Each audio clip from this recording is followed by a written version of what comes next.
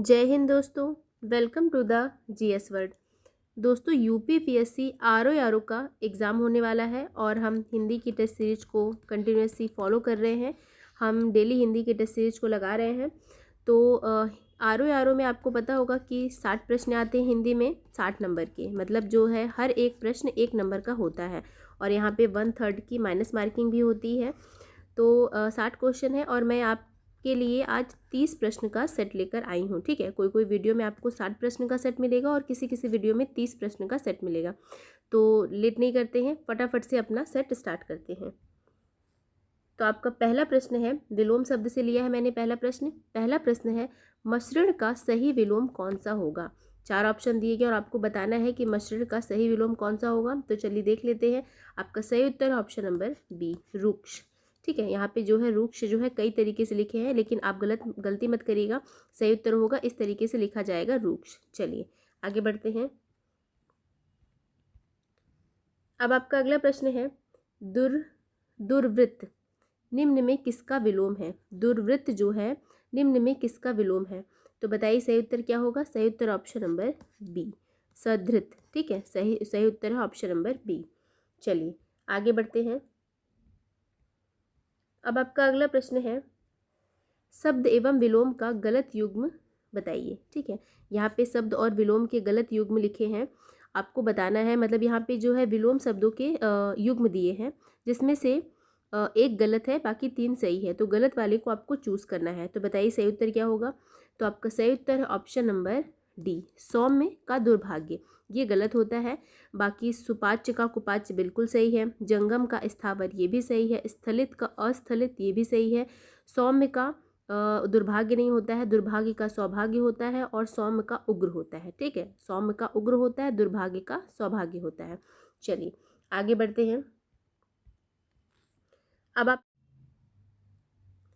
आपका अगला प्रश्न है, शब्द और विलोम का गलत युग्म पहचानिए।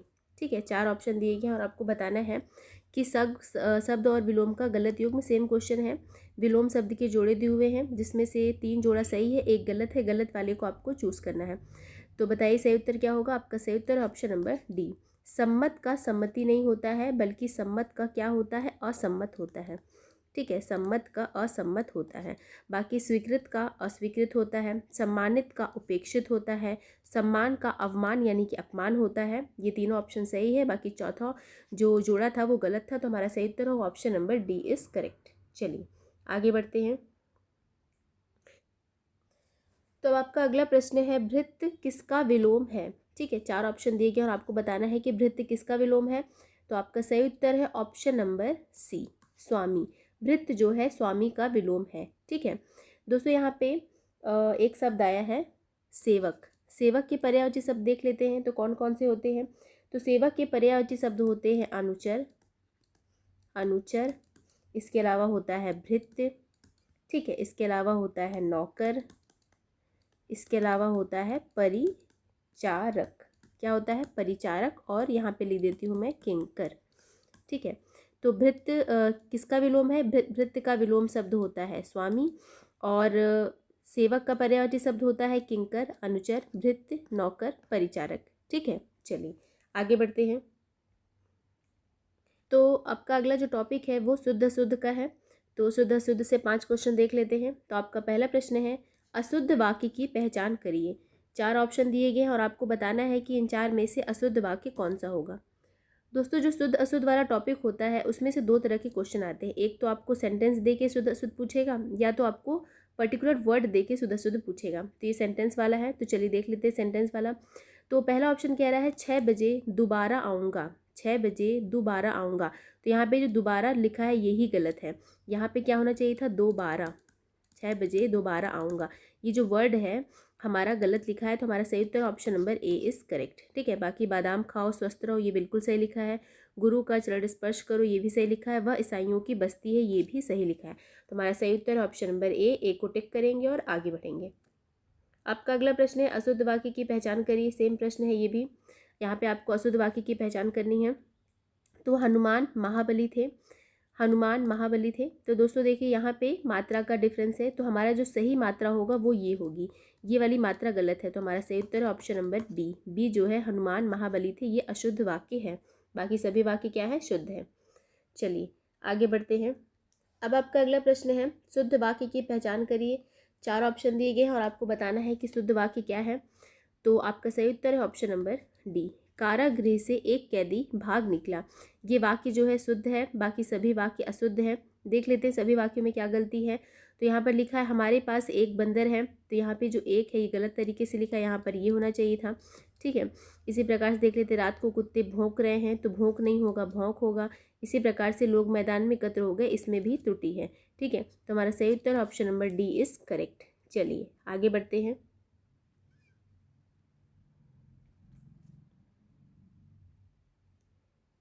अब आपका अगला प्रश्न है, झूठ बोलना पाप है। ठीक है, शुद्ध वाक्य की पहचान करनी है। झूठ बोलना पाप है, अगला चुनाव कब होगा, उसे कोई आंतरिक पीड़ा है, देश का अधः पतन हो रहा है। ठीक है, 4 ऑप्शन दिए गए और आपको बताना है कि सही उत्तर क्या है। तो शुद्ध वाक्य क्या है हमारा, तो शुद्ध वाक्य है ऑप्शन नंबर डी, देश का अधः पतन हो रहा है। बाकी ये जो यहाँ पे तीनों ऑप्शन दिए हैं वो गलत है। कैसे, देखिए यहाँ पे लिखा है झूठ, जबकि यहाँ पे झूठ होना चाहिए, झूठ वर्ड होना चाहिए, तो ये तो गलत है। अगला चुनाव कब होगा, तो चुनाव में ये नहीं होता है, वह होता है, तो ये भी गलत है। उसे कोई आंतरिक पीड़ा है, तो आप यहाँ पे ध्यान दीजिए, आंतरिक में जो आंतरिक लिखा है ये गलत है, आंतरिक इस प्रकार लिखा जाता है। ठीक है, तो हमारा जो सही उत्तर है option number D is correct. चलिए आगे बढ़ते हैं। तो अब हमारा अगला प्रश्न है, शुद्ध वाक्य की पहचान करिए। 4 ऑप्शन दिए गए हैं और आपको बताना है कि इसमें से कौन सा वाक्य शुद्ध होगा। तो चलिए देख लेते हैं। सबसे पहला ऑप्शन कह रहा है कि मैं विनय पूर्वक प्रार्थना करता हूँ, तो यहाँ पर विनय पूर्वक होना चाहिए, न कि विनय पूर्वक, तो ये गलत है। अगला ऑप्शन कह रहा है कि अनावृष्टि से देश में सूखा पड़ गया, अनावृष्टि से देश में सूखा पड़ गया। ये जो वाक्य है, जो सेंटेंस है, बिल्कुल एक्यूरेट है, तो हमारा जो सही उत्तर होगा ऑप्शन नंबर डी। अगला देख लेते हैं, इन्हें भी चेक कर लेते हैं कि इनमें क्या त्रुटियां हैं। तो अगला लिखा है पहाड़ की चढ़ाई पर एक मंदिर है, जबकि यहाँ पे चढ़ाई होना चाहिए, यहाँ पे ये वर्ड होना चाहिए। ठीक है, तो ये हमारी दूसरी त्रुटि निकल कर आई। अगला देख लेते हैं, हिमालय पर्वत सबसे ऊंचा पर्वत है। तो ध्यान दीजिए दोस्तों, हिमालय जो है वो खुद अपने आप में पर्वत है, तो उसके साथ पर्वत लगाने की आवश्यकता ही नहीं है, तो ये भी हमारा सेंटेंस गलत होगा। तो हमारा सही उत्तर option number B is correct. चलिए आगे बढ़ते हैं। तो अब आपका अगला प्रश्न है, अनेक शब्दों के लिए एक शब्द वाला टॉपिक शुरू होता है और उसमें से आपका पहला क्वेश्चन है कि नाक से बाहर निकलने वाली सांस को क्या कहा जाता है। हम नाक से जो सांस लेते हैं, छोड़ते हैं, तो जो नाक से बाहर निकलने वाली श्वास है, उसे क्या कहते हैं, तो उसे निश्वास कहते हैं। क्या कहते हैं दोस्तों, निश्वास कहते हैं। ध्यान दीजिए, यहाँ पे निश्वास इस तरीके से भी लिखा है, तो यहाँ पर आपको ये चूज़ करना है कि ये वाला श यूज़ होगा कि ये वाला श। तो हमारा जो शुद्ध वर्तनी है वो ऑप्शन नंबर ए में दी है, तो ये वाला स यूज होगा। यानी कि इस क्वेश्चन में 2 तरह के आंसर हमें प्रैक्टिस करने को मिल गए। एक तो अनेक शब्दों के लिए एक शब्द हो गया कि नाक से बाहर निकलने वाली सांस को क्या कहते हैं, निश्वास कहते हैं। उसके अलावा हमने ये भी देख लिया कि निश्वास जो है किस प्रकार से लिखा जाता है, मतलब वर्तनी शुद्ध वाला भी हो गया। ठीक है, चलिए आगे बढ़ते हैं। अब आपका अगला प्रश्न है, वह जिसकी दृष्टि दूर तक जाए। ठीक है, वह जिसकी दृष्टि दूर तक जाए उसे क्या कहते हैं। ठीक है, तो चलिए देख लेते हैं आपका सही उत्तर क्या होगा। तो यहाँ पे लिखा है दूरदर्शी, दूरंदेश, अग्रसोची। तो बताइए सही उत्तर क्या होगा। तो आपका सही उत्तर है तीनों, यानी कि हमारा जो सही उत्तर होगा ऑप्शन नंबर डी, ये सभी। वह जिसकी दृष्टि दूर तक जाए उसे दूरदर्शी भी कहा जाता है, अग्रसोची भी कहते हैं, उसके अलावा दूरंदेश भी कहा जाता है। ठीक है, चलिए आगे बढ़ते हैं।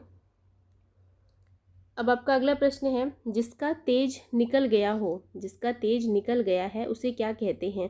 तो जिसका तेज निकल गया है, चला गया, उसे निस्तेज कहते हैं। ठीक है, क्या कहते हैं, निस्तेज। यहाँ पर भी आपको ध्यान रखना है कि ये वाला स इस्तेमाल होगा, ये वाला नहीं। ठीक है, तो हमारा सही उत्तर option number C is correct. चलिए आगे बढ़ते हैं। अब आपका अगला प्रश्न है, जो पुस्तकों की आलोचना करता है उसे क्या कहा जाता है? जो पुस्तकों की आलोचना करता है उसे आलोचक, समीक्षक या आलोची क्या कहते हैं?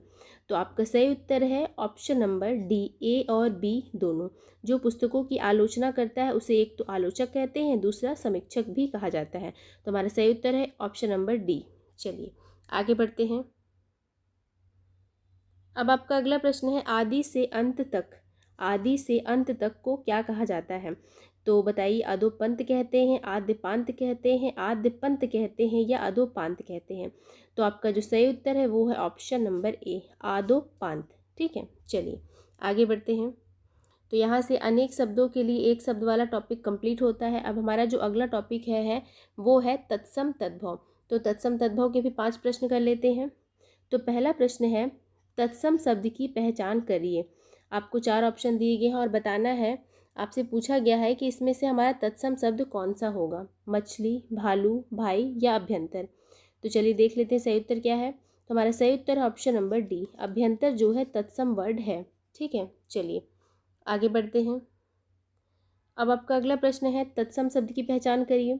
ठीक है, फांसी, बछड़ा, बादल, विकार, इसमें तत्सम वर्ड क्या है? तो दोस्तों आपको पता होगा कि किसी भी शब्द में अगर चंद्र बिंदी लगा है तो वो तद्भव होता है। ठीक है, ये एक ट्रिक होती है पहचानने की कि किसी भी शब्द में अगर चंद्र बिंदी लगी है तो वो तद्भव वर्ड होता है। बाकी बछड़ा, बादल ये तत्सम नहीं है। हमारा सही उत्तर ऑप्शन नंबर डी, विकार। चलिए आगे बढ़ते हैं। अब आपका अगला प्रश्न है, तद्भव शब्द की पहचान करिए। ठीक है, विक्षोभ, शलाका, सलाई, सपाद, इसमें से हमारा जो तद्भव वर्ड होगा वो क्या होगा? तो चलिए देख लेते हैं इसका सही उत्तर क्या होगा। तो हमारा जो सही उत्तर है ऑप्शन नंबर सी, सलाई जो है ये तद्भव वर्ड है। ठीक है, और शलाका क्या होता है? शलाका जो है सलाई का तत्सम वर्ड होता है। ठीक है, चलिए आगे बढ़ते हैं।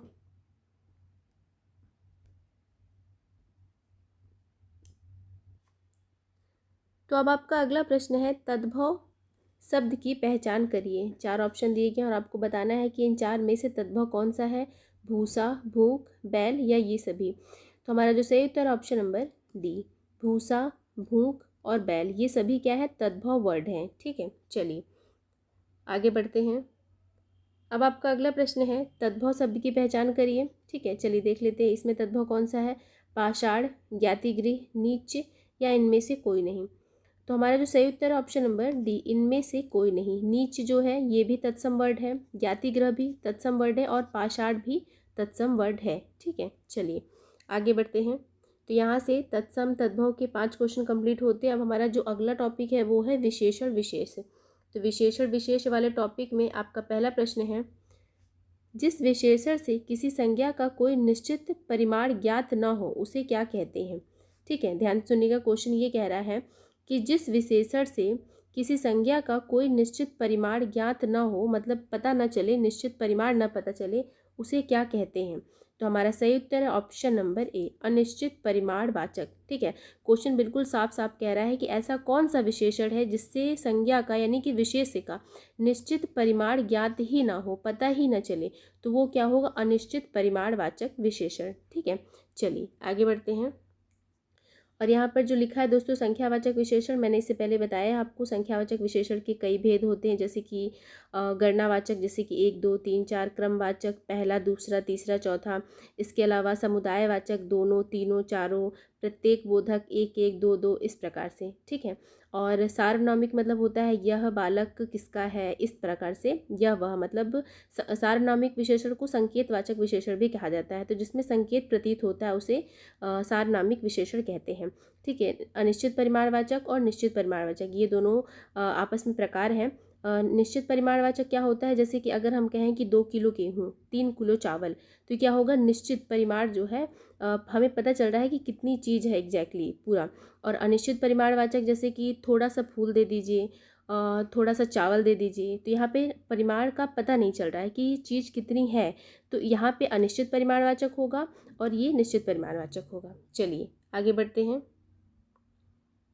अब आपका अगला प्रश्न है, विशेषण के मुख्य रूप से कितने भेद होते हैं? ठीक है, विशेषण के मुख्य रूप से कितने भेद होते हैं ये आपको बताना है। तो चलिए देख लेते हैं सही उत्तर क्या है। तो आपका सही उत्तर है ऑप्शन नंबर बी, 4। विशेषण के मुख्य रूप से 4 भेद होते हैं। ठीक है, चलिए आगे बढ़ते हैं। अब आपका अगला प्रश्न है, विशेषण शब्द की पहचान करिए। 4 ऑप्शन दिए गए हैं और आपको बताना है कि इन 4 ऑप्शन में विशेषण कौन है। तो चलिए देख लेते हैं इसका सही उत्तर क्या होगा। तो आपका सही उत्तर है ऑप्शन नंबर डी, अभ्यस्त, आदरणीय, उत्कृष्ट। ये सभी शब्द जो हैं क्या है, विशेषण शब्द हैं। ठीक है, चलिए आगे बढ़ते हैं। तो अब आपका अगला प्रश्न है, विशेषण शब्द की पहचान करिए। सेम क्वेश्चन है, ऊपर वाले में भी विशेषण पूछा गया था और इसमें भी। तो बताइए विशेषण कौन सा होगा इसमें। तो आपको पता होगा कि संज्ञा के आगे यानी कि विशेष के आगे अगर हम व्यक्ति, बालक इस प्रकार से लिख दें और वह सटीक बैठे तो वह हमारा विशेषण कहलाता है। तो अगर हम यशस्वी के आगे बालक लिख दें तो यह सटीक बैठ रहा है, बिल्कुल सटीक बैठ रहा है, यशस्वी बालक होता है। तो हमारा जो सही उत्तर है ऑप्शन नंबर बी, विशेषण। ठीक है, यशस्वी जो है विशेषण है। ये एक ट्रिक होती है विशेषण पहचानने की कि अगर किसी शब्द के आगे आप व्यक्ति, बालक इस प्रकार से या किसी का नाम लिख दें और वह सटीक बैठ रहा है तो वह शब्द विशेषण कहलाता है। ठीक है, इस प्रकार से अगर हम मर्म के आगे बालक लिखें तो ये गलत बैठेगा, लक्षण के आगे बालक तो ये भी गलत बैठेगा, विज्ञान के आगे अगर हम व्यक्ति लिख दें, बालक लिख दें या कुछ भी नाम वगैरह लिख दें तो ये भी सटीक नहीं बैठेगा। लेकिन यशस्वी के आगे बालक लिखें या यशस्वी व्यक्ति लिखें तो ये दोनों सटीक बैठेंगे। तो हमारा जो सही उत्तर ऑप्शन नंबर बी, यशस्वी विशेषण होगा। चलिए आगे बढ़ते हैं। तो अब आपका अगला प्रश्न है, निम्न में से कौन सा शब्द विशेषण नहीं है। 4 ऑप्शन दिए गए, बताना है कि कौन सा शब्द विशेषण नहीं है। तो क्षण, ये क्या है, सिद्धांत और समय, ये तीनों के तीनों विशेषण नहीं है। ठीक है, तो हमारा सही उत्तर है ऑप्शन नंबर डी, उपयुक्त सभी। क्योंकि क्षण हो गया, सिद्धांत हो गया और समय हो गया, ये तीनों संज्ञा है। क्या है, संज्ञा है, मतलब विशेष हैं, तो ये विशेषण नहीं होंगे। तो हमारा सही उत्तर है option number D is correct. चलिए आगे बढ़ते हैं। तो आपका अगला प्रश्न है, पर्यायवाची है।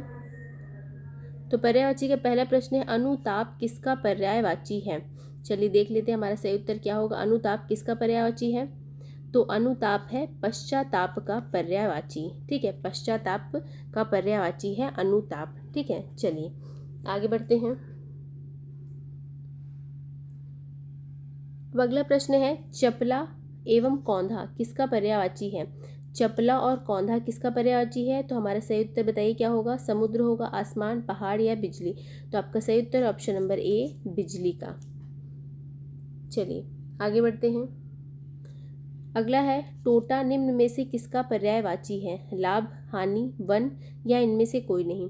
तो टोटा जो है ऑप्शन नंबर बी, हानि का पर्यायवाची है।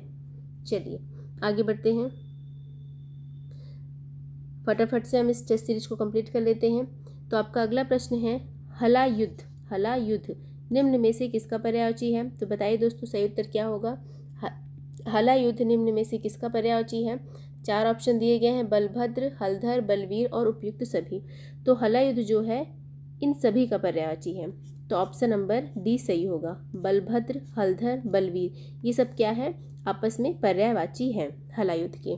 चलिए तो अब आपका आखिरी प्रश्न है, वनिता निम्न में से किसका पर्यायवाची है। ठीक है, तो बहुत ही इजी सा क्वेश्चन है, आप सभी को पता होगा कि महिला का। वनिता जो है महिला का पर्यायवाची है, क्योंकि यहाँ पे विदुषी दिया है, ये तो होगा नहीं, रानी भी नहीं होगा और महापुरुष भी नहीं होगा। ठीक है, विदुषी के लिए सेंटेंस क्या बनेगा आप मुझे कमेंट करके बताइए। ठीक है, चलिए तो यहाँ से हमारी आज की टेस्ट सीरीज़ कंप्लीट होती है। उम्मीद है आपको मेरा वीडियो अच्छा लगा। अब मैं आपके लिए जो और सेट लेके आऊँगी उसमें से कुछ 30 प्रश्न के होंगे, कुछ 60 प्रश्न के होंगे। कोई सेट ऐसा होगा जिसमें हम सिर्फ क्वेश्चंस करके आगे बढ़ जाएंगे और किसी सेट में मैं पूरे सभी जो विकल्प हैं, मतलब सभी जो विकल्प होते हैं उनको पूरा डिटेल में समझाऊँगी कि इसका ये मतलब होता है, इसका ये मतलब होता है। ठीक है, तो हमें अपनी टेस्ट सीरीज जारी रखेंगे जब तक हमारे आरओ के एग्ज़ाम नहीं हो जाते। तो उम्मीद है आपको मेरा ये वीडियो अच्छा लगा होगा। यदि वीडियो अच्छा लगा तो वीडियो को लाइक करिए, सब्सक्राइब करिए, बने रहिए हमारे चैनल के साथ। धन्यवाद दोस्तों।